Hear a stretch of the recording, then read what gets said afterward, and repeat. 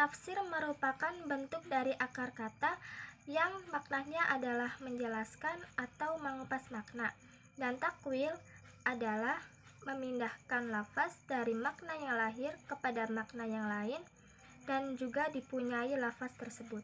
Sedangkan terjemah adalah memindahkan makna sebuah lafaz ke dalam bahasa tertentu ke dalam bahasa lainnya. Perbedaan itu dapat ditegaskan kalau tafsir itu sifatnya lebih umum dibandingkan dengan takwil. Kalau tafsir menyangkut seluruh ayat, sedangkan takwil hanya berkenaan dengan ayat-ayat yang mutasyabih atau samar dan perlu penjelasan. Metode dan corak terjemah, tafsir, dan takwil. Metode penerjemah. Penerjemahan kata demi kata, word-of-word translation. Metode penerjemahan ini pada dasarnya kata-kata bahasa sasaran diposisikan di bawah versi bahasa sumber. Kata-kata bahasa sumber diterjemahkan di luar konteks dan sangat terkait dalam tatanan kata.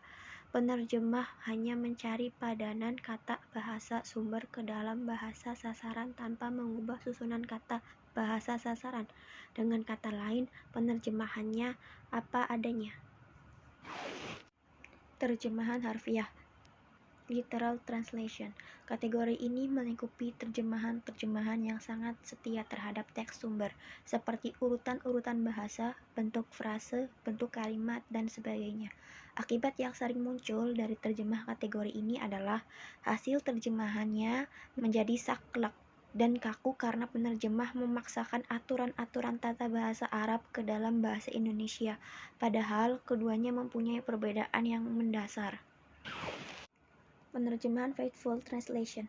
Penerjemahan setia adalah memproduksi makna kontekstual, tetapi masih dibatasi oleh struktur gramatikalnya dan kata-kata yang bermuatan budaya dialih bahasakan, tetapi penyimpangan dari segi tata bahasa dan diksi masih tetap dibiarkan, berpegang teguh pada maksud dan tujuan sehingga agak kaku dan terasa asing, tidak berkompromi dengan kaidah Saat menerjemahkan dengan metode ini, seorang penerjemah memproduksi makna kontekstual, tetapi masih dibatasi oleh struktur gramatikalnya.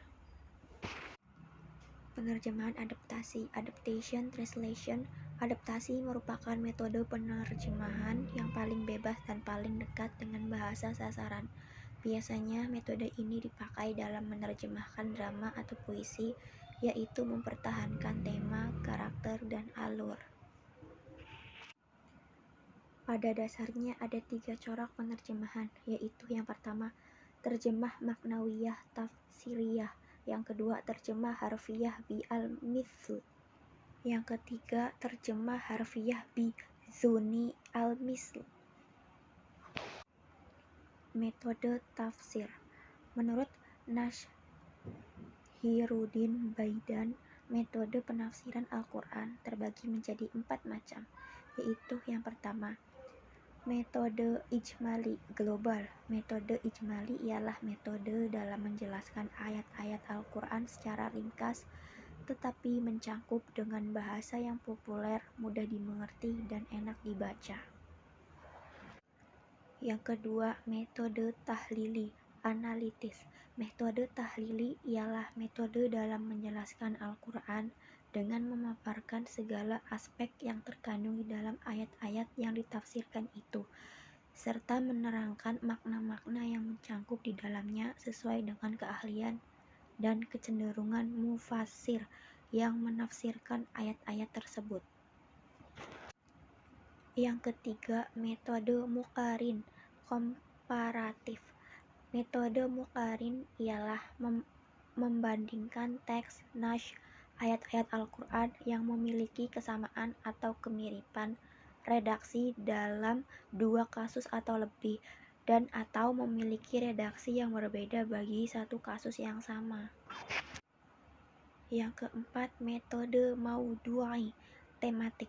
Metode maudu'i ialah membahas ayat-ayat Al-Quran sesuai dengan tema atau judul yang telah ditetapkan. Corak tafsir. Yang pertama, tafsir bercorak sufi. Yang kedua, tafsir bercorak yugawi adabi. Yang ketiga, tafsir bercorak ijtimai, sosial masyarakat. Yang keempat, tafsir bercorak fikih.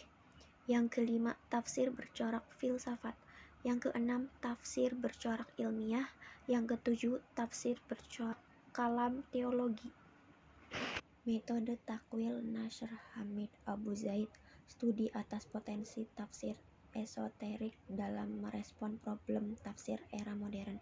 Adapun metode tafsir yang digunakan Abu Zaid dalam pembacaan teks yakni dengan mendekati teks dan berusaha mengungkapkan misteri-misterinya, dimulai dengan pembacaan, kemudian tingkat analitis. Tujuan dari terjemah Al-Quran adalah untuk mengetahui makna dan isi kandungan dalam Al-Quran, bisa membantu menghafal Al-Quran dengan memahami arti. Bagi penerjemah Al-Quran perlu menguasai dua bahasa, bahasa asli, bahasa sumber, dan bahasa terjemahan, gaya bahasa, dan keistimewaan kedua bahasa tersebut. Tujuan tafsir dan takwil. Dari segi tujuan, antara tafsir dan takwil tidak memiliki perbedaan, yakni sama-sama berusaha untuk menjelaskan makna ayat Al-Quran. Namun demikian, bila ditinjau dari segi kerjanya atau jalan yang ditempuh, keduanya memiliki perbedaan yang jelas. Perbedaan itu dapat ditegaskan. Tafsir sifatnya lebih umum dari takwil. Tafsir menyangkut seluruh ayat, sedangkan takwil hanya berkenaan dengan ayat-ayat yang mutasyabihat, samar dan perlu penjelasan. Selain itu, tafsir menerangkan makna-makna ayat dengan pendekatan riwayat, sedangkan takwil dengan pendekatan dirayat. Tafsir menerangkan makna ayat yang terambil dari bentuk ibarat, tersurat, sedangkan takwil dari yang tersirat, isyarat-isyarat.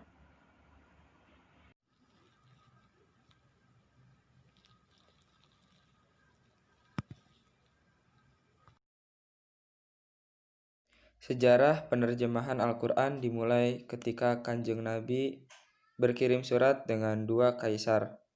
Dan dalam surat Kanjeng Nabi dicantumkan beberapa ayat Al-Quran sehingga kaisar tersebut ingin mengusulkan terjemahan Al-Quran. Setelah itu Salman menerjemahkan Al-Quran kepada Muslim Persia agar bisa mengerti apa isi dari surat Kanjeng Nabi. Setelah itu Al-Quran diterjemahkan kepada bahasa-bahasa Eropa dan kemudian disusul ke dalam bahasa Asia. Namun disayangkan di Eropa masih terdapat banyak distorsi atau penambahan dan pengurangan pada diksi penerjemahan Al-Quran. Sejarah perkembangan tafsir. Tafsir melewati 3 periode. Periode pertama, para sahabat merujuk kepada penafsiran Rasulullah. Sekiranya penjelasan tentang ayat tertentu tidak ditemukan di dalam Al-Quran dan hadis, maka para sahabat berijtihad. Tindakan dan keputusan Rasulullah dijadikan sandaran untuk menafsirkan Al-Quran. Dan periode kedua, mereka mengembangkan penafsiran sendiri berdasarkan ijtihad tafsir. Masih merupakan bagian dari hadis. Imam At-Tabari, beliau menggunakan sistem isnad untuk menafsirkan Al-Quran dengan tujuan agar penafsiran itu dapat dipertanggungjawabkan. Periode ketiga, periode ini dimulai di akhir pemerintahan Bani Umayyah dan awal masa pemerintahan Abbasiyah. Demikianlah tafsir berkembang dan kitab-kitab dikarang mulai menampakkan aliran-aliran yang berbeda-beda. Istilah-istilah ilmiah mulai terbakukan di dalam ungkapan-ungkapan Al-Quran. Hingga akhirnya tampaklah warna filsafat dan sains dalam khazanah tafsir.